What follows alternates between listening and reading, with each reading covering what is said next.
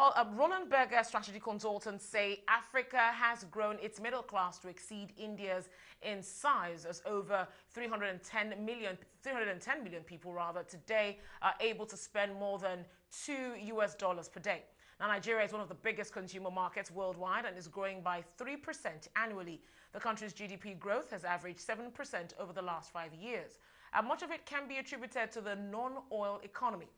With an income rise, there is a corresponding increase in per capita consumption of food and beverages. Now, to shed more light on this, I'll be speaking with Christian Wessels, the CEO at Roland Berger. Well, thank you so much for joining us. Thank you very much. Now, from your research, you highlighted a structural trend, towards more formal indoor retail.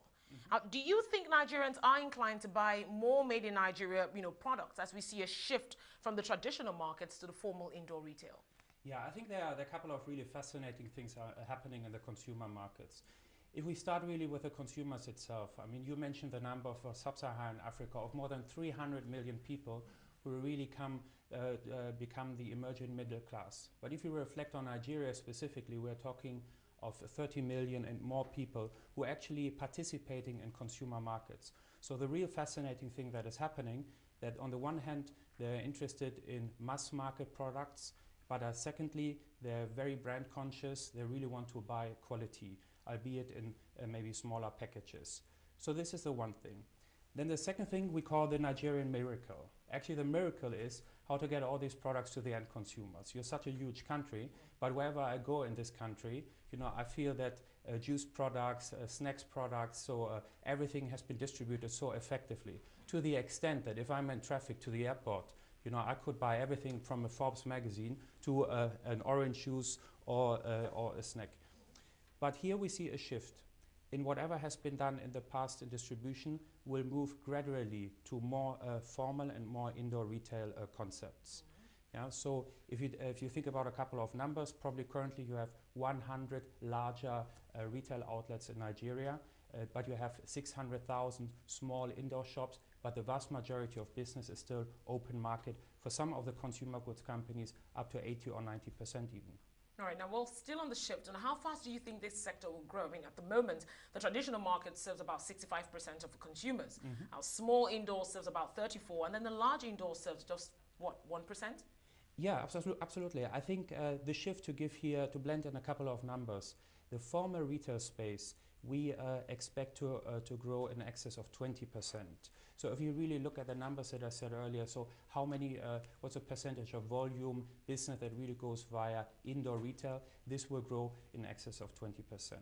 And also underlying the product categories. If you think about beverages or snacks, some of these product categories in volume sale grow, if you take juices, for instance, 14%.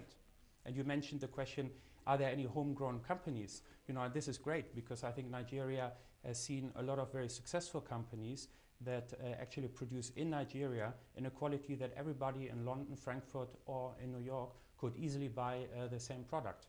Yeah, because I ask us, that's a really huge market. Now, if we're going to move from the traditional market to the formal retail market, which is presently dominated right now, with imported products, the question, arises now, where will the locally made goods stand? Do they really stand a chance in this new emerging market? Absolutely. I mean, if you take two examples, two fascinating companies. For instance, take Chivita. This is a homegrown company that has been established decades ago and is a market leader in juices, in a quality that is the same like in any other matured market. Or if you look at this typical picture in any of the larger cities here in Nigeria and you want to eat an ice cream, all of a sudden somebody on a bicycle comes with a company called Fenmilk. So I think there is already a lot of market share of those homegrown companies that showed tremendous growth in the past. Question is now, what comes next? And I think we advise typically our clients to really think on how to build companies that actually can handle these gigantic volumes when they have really been growing really from small shops to now significant manufacturers of fast-moving consumer goods. All right. Now, we also see the government is also keen into this new market. I mean, there are already policies at the moment to drive the sector, with the banning of street trade.